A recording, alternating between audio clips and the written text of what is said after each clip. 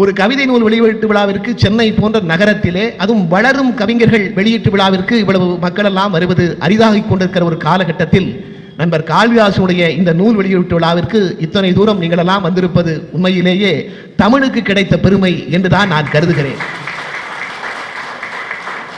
நண்பர் காளிதாஸ் அவர்கள் ஒரு அற்புதமான கவிஞர் என்று நிரூபிக்கின்ற வகையிலே எழுதியிருக்கிற இந்த புத்தகத்தினுடைய வெளியீட்டு விழா இங்கே நடந்து கொண்டிருக்கிறது. ஒரு கவிஞருடைய பார்வையோடு இந்த புத்தகம் எழுதப்பட்டதை நான் பல கவிதைகளிலே பார்த்தேன். ஒரு கவிஞருடைய பார்வை என்பது சாதாரணமானது அல்ல. உதாரணத்திற்கு நான் ஒன்றை சொல்கிறேன். கவிஞருடைய பார்வையை பொறுத்துத்தான் அந்த கவிதை மலர்கிறது என்பதை நாம் மறந்துவிடக் கூடாது. எத்தனையோ குழந்தைகள் பள்ளிக்கு போவதை நாம் பார்த்திருக்கிறோம். முதுகிலே அந்த மூட்டையை சுமந்து கொண்டு போவதை நான் பார்த்திருக்கிறோம். அதே குழந்தையை நம்முடைய கவிஞர் காளிதாஸ் பார்க்கிறார்.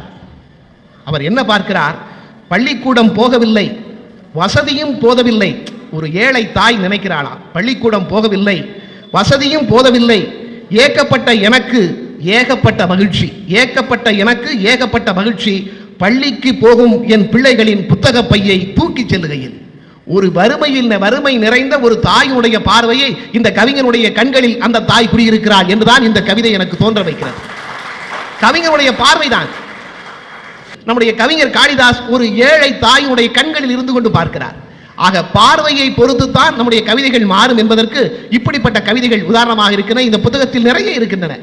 அது மட்டுமல்ல, அடிப்படையில் ஒரு கவிஞன் என்றால் அவனுக்கு சமூகத்தை பற்றிய கோபம் வர வேண்டும். ஒரு கோபத்தோடு சில பாடல்களை அவன் எழுத வேண்டும். வாழ்க்கையிலே எல்லாவற்றிலும் அவன் தன்னை சமரசம் செய்து கொள்ள முடியாது. அப்படி ஒரு கோபம் ஒரு கவிதையிலே நம்முடைய காளிதாசிற்கு வருகிறது. நான் பார்க்கிறேன், தமிழை இப்படியெல்லாம் கொலை செய்கிறீர்களே என்கிற கோபம் ஒரு கவிதையிலே காளிதாசிற்கு வருகிறது. உண்மையான கோபம். அவர் எழுதுகிறார், மானமுள்ள தமிழன் என்று மார்தட்டி கொள்ளும் மகான்களே, மானமுள்ள தமிழன் என்று மார்தட்டி கொள்ளும் மகான்களே, உங்கள் கையெழுத்தில் கூட ஆங்கிலத்தின் ஆட்சிதானடா, தாய் நாட்டின் மொழியை மறந்தவனுக்கு கை நாட்டே மேலடா.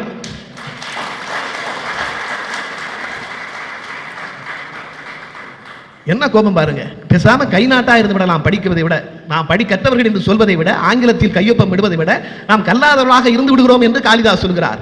ஆக ஒரு கவிஞனுக்கு இயற்கையிலே இருக்க வேண்டிய கோபம் ஆங்காங்கே பல கவிதைகளில் காளிதாசனுடைய அந்த கோபம் படிந்திருப்பதை பார்க்க முடிகிறது.